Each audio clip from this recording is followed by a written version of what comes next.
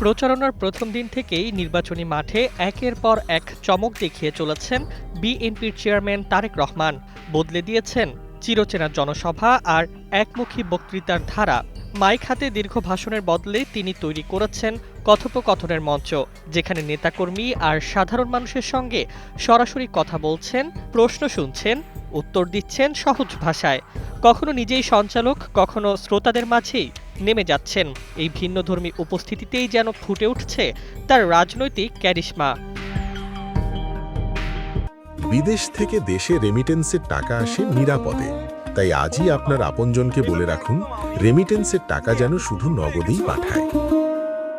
গত মাত্র 10 দিনে 2 ডজনের বেশি জনসভা ও পথসভায় অংশ নিয়েছেন তিনি। গভীর রাতেও থামেনি তার পথ চলা। ক্লান্তিহীন এই সফরের পেছনে একটাই প্রেরণা, নেতাকর্মীদের ভালোবাসা আর মানুষের সাড়া। সিলেট থেকে উত্তরাঞ্চল যেখানেই গেছেন, নেমেছে জনস্রোত। গাড়িবহর থামিয়ে শিশুদের সঙ্গে কথা বলা, সাধারণ মানুষের খোঁজ নেওয়া, এমনকি নিজের চেয়ার তুলে দেওয়া, এসব দৃশ্য জনসভাগুলোকে দিয়েছে আবেগী রূপ।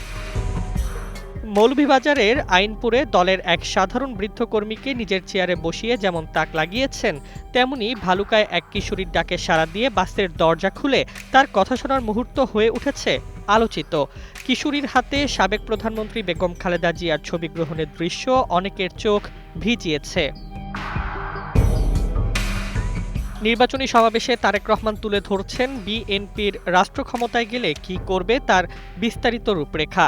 পদ্মা ব্যারেজ, খাল খনন, শিক্ষা ও স্বাস্থ্য খাত সংস্কার, ফ্যামিলি কার্ড, কৃষি কার্ড, হাসপাতাল ও অবকাঠামো উন্নয়ন, সবার আগে বাংলাদেশ, এই স্লোগানে তিনি ছুটে চলেছেন এক জেলা থেকে আরেক জেলায়। তার সফর ঘিরে দলীয় কোন্দল কমেছে, তৃণমূলে বেড়েছে তৎপরতা। উঠান বৈঠক, গণসংযোগ আর শোডাউনে নতুন উদ্দীপনা। নেতাকর্মীদের বিশ্বাস, এই বিনিদ্র ছুটে চলাই বদলে দেবে নির্বাচনী হিসাব। সারা দেশে ধানের শীষের জোয়ার বইছে, এমনটাই তাদের দৃঢ় প্রত্যয়।